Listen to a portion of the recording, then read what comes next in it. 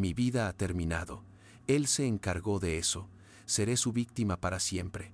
Pero, cuidado, este hombre no es ninguna víctima. Ha sido condenado por múltiples cargos de agresión y de secuestro y ya lleva encerrado 30 años. Y en solo 3 segundos, va a hablarle directamente a su verdadera víctima. ¿Qué puedo hacer, tío? Solo dime una cosa, ¿qué quieres de mí? Si quieres que pase el resto de mi vida aquí dentro, me parece bien. Si quieres que salga para ser tu esclavo personal toda mi vida, oye, lo haré. Si quieres que te lama los zapatos cada noche, lo haré. Dime qué quieres, tío. ¿Pasó algo dentro de esa caja? No voy a responder a eso. Paul Martin Andrews, de 13 años. Secuestrado, agredido y atrapado en una caja bajo tierra 8 días, pero logró escapar. Y al salir, hizo todo lo que estuvo en su mano para que Richard Owsley no volviera a aterrorizar a otro niño. Pero por desgracia, aquello sería mucho más difícil de lo que creía. En el tranquilo pueblo de Portsmouth, Virginia, Paul Martin Andrews, de 13 años, se acababa de mudar con su familia, incluida su hermana pequeña, Jennifer. 11 de enero de 1973. Un día de nieve cualquiera. Martín camina hacia la tienda de la esquina, a solo 2 calles de su casa, a por leche para él y su hermana. Pero el tiempo pasa, Martín no regresa y Jennifer empieza a temblar de miedo. Es culpa mía. Yo le mandé a por leche. Fue la noche más larga de mi infancia, pensando que nunca iba a volver. Sin rastro de Martín, su familia desesperada llama a la policía. La búsqueda comienza de inmediato. Un bombero local sobrevuela la zona en helicóptero, pero no ve nada. El 12 de enero pasa entero y seguimos sin una sola pista. Su familia aguarda con el corazón en un puño. Un día, 2, 3. Temen lo peor, que el pequeño Martín ya no esté vivo. Temiendo que se hubiera ahogado, la Guardia Costera rastrea un canal cercano buscando su cuerpo, pero no hallan nada. Pasa una semana entera desde su desaparición y la esperanza empieza a desvanecerse. 8 días de tortura para la familia. 19 de enero de 1973. Hay un hilo de esperanza. En mitad del bosque, unos cazadores descubren una trampilla en el suelo. Al abrirla, encuentran al pequeño Martín encadenado dentro de una caja de madera. Su madre recibe la llamada en el trabajo, sin saber aún si está vivo o muerto. La policía acaba de llevar al niño directo al hospital. Martín tiene el rostro destrozado, los ojos morados y la nariz rota, pero milagrosamente sigue con vida. Martín y su familia se abrazan de nuevo, pero su captor sigue libre, oculto en algún lugar. Cuando la policía le muestra retratos de sospechosos, Martín identifica de inmediato a Richard Owsley. Al investigarlo, descubren que es uno de los pederastas más temidos de Virginia. Ya cargaba a sus espaldas con múltiples condenas por secuestro y abuso de menores. Con solo 14 años, el joven Buck Miller confió en Richard Owsley antes de que éste abusara de él. El mismo día que Owsley secuestró a Martin, faltó a su juicio por secuestrar a Buck. Estaba libre bajo fianza por violar a otro niño y le obligaron a vivir con su padre, justo en la misma calle que mi madre. Con la policía y el FBI buscando desesperadamente a Owsley antes de que actúe otra vez, Martin regresa a casa, pero su hermana nota que la pesadilla no ha terminado. Al ver su rostro, se giró para mirarme, y ahí fue cuando la pesadilla se hizo realidad. Tenía la mirada vacía, ya no estaba allí. Mi fuerte hermano mayor ahora parecía otra persona. La búsqueda de Owsley se extiende a Carolina del Norte hasta que, al fin, en el 4.º día de búsqueda, a las 2:30 de la madrugada, el FBI recibe una llamada de su padre. Owsley ha regresado. Rápido. El FBI detiene a Owsley el 27 de septiembre del 73. Martín, de solo 13 años, tiene que declarar en el tribunal contra su secuestrador. Será la primera vez que hable de lo que vivió en aquella caja. A la fiscalía le aterra que el pequeño tenga que revivir semejante tortura. Mi mayor temor era que solo tuviera 13 años y que Owsley hubiera abusado de él tan horriblemente. Sentarlo en el estrado para revivir todo aquello delante de todos me preocupaba muchísimo. Recuerdo ver a Richard Owsley a un lado. No me quitaba la mirada de encima, observándome fijamente. A pesar de sentir esos ojos clavados en él, Martín relata a la policía su secuestro. Mi historia empieza un día de nieve. Fui andando a la tienda. De repente, un monovolumen azul se paró a su lado. Richard Owsley bajó la ventanilla, me miró y me dijo: «Tengo un problema enorme, necesito ayuda. Tengo que mover unos muebles para mi hermano y no puedo solo. ¿Crees que podrías echarme una mano? Te pagaré unos $. Sin sospechar que un depredador acechaba su vecindario, Martín aceptó subir. Se marcharon de allí. Owsley condujo a Martín a 20 millas de su casa, adentrándose en el bosque. Empecé a agobiarme al ver que aquello no terminaba. Le preguntaba una y otra vez: «¿Pero a dónde vamos?». No dejaba de repetir: «No te preocupes, ya casi llegamos, está ahí mismo, al subir la calle». De pronto, Owsley frena el furgón en mitad del bosque nevado y se baja. Le dice a Martin que deben llevar provisiones al puesto de caza de su hermano. El hombre vuelve al vehículo, revuelve un poco en el interior y saca un enorme cuchillo de carnicero. Luego, se abrocha la chaqueta para esconderlo. En ese instante, todas las alarmas se encendieron en mi cabeza, y aún así, seguí caminando detrás de él por aquel sendero. Llegamos a un claro del bosque. Señala unos montones de tierra y dice que el puesto está allí. Veo un pedazo de metal, como una bandeja. Entonces la agarra con fuerza y la levanta. Owsley acaba de revelar una caja que estaba enterrada bajo el suelo. Por el hueco se ven unos sacos de dormir y una lona de plástico azul tapando el suelo. Owsley salta dentro y ordena a Martin que baje. Me deslicé hacia el fondo de la fosa y él me soltó.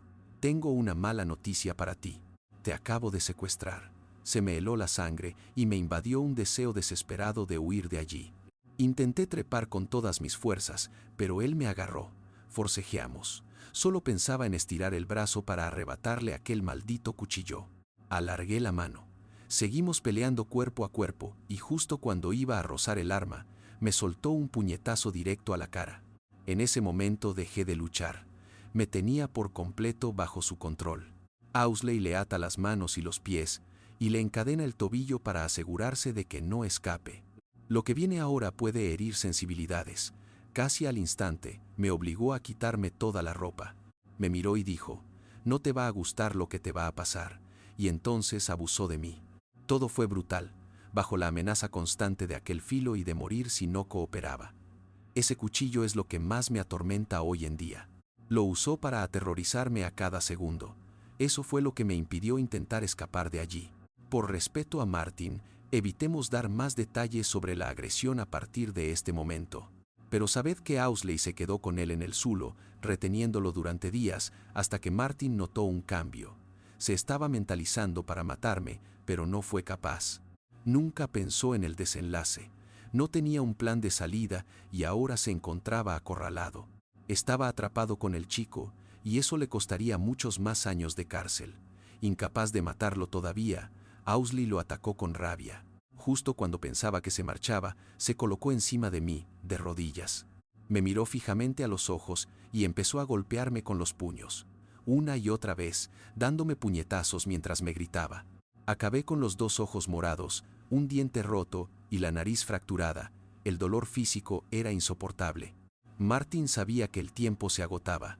Tendido en la oscuridad del zulo, pensaba en el calvario de su madre. Me preguntaba qué pasaría por la cabeza de mi madre. ¿Estaría muy preocupada? ¿Estaría llorando? Creo que lo que más me dolía era imaginarla llorando por mí, sin saber nada, pensando que había desaparecido para siempre. Mi prioridad ya no era volver a casa, sino mantenerme con vida. 19 de enero de 1973. Octavo día de cautiverio. Owsley comete un error crucial que lo cambiará todo. Deja solo a Martin en el zulo. Son las 8 de la mañana cuando de repente escucha algo afuera. Mientras estaba allí sentado, deseando que mi madre apareciera pronto para rescatarme, oí el ruido de un motor y pensé: tiene que ser ella. Arrastrando la pesada cadena del tobillo, me estiré lo suficiente para lograr empujar la tapa del zulo y asomar un poco la cabeza. Y vi que no era mi madre, sino 2 camiones avanzando campo a través. Empecé a gritarles con todas mis fuerzas: «Por favor, parad, os lo ruego, parad».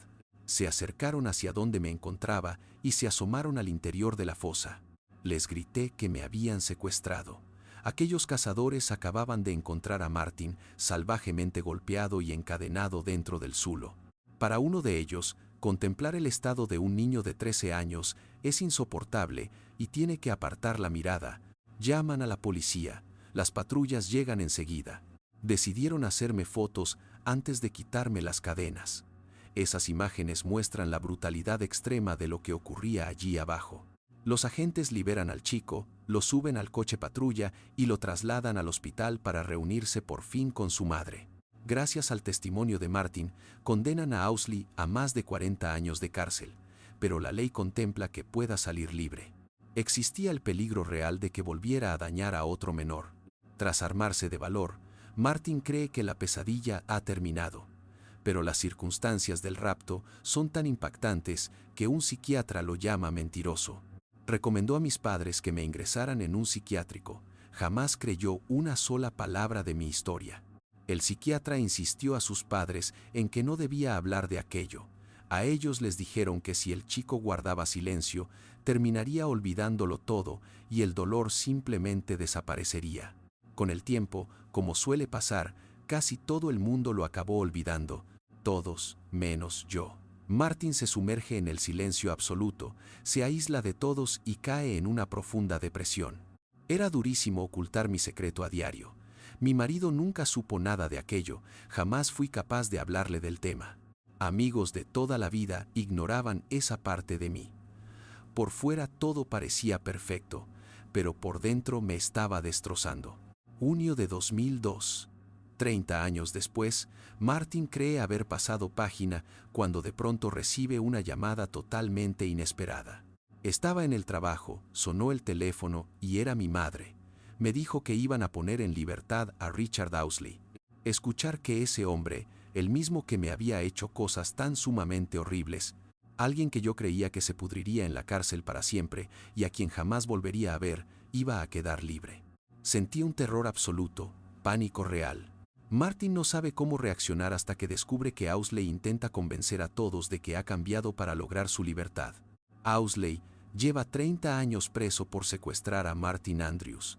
Afirma que tras el alambre de espino, lucha contra la tentación a diario y advierte sobre el peligro de los depredadores.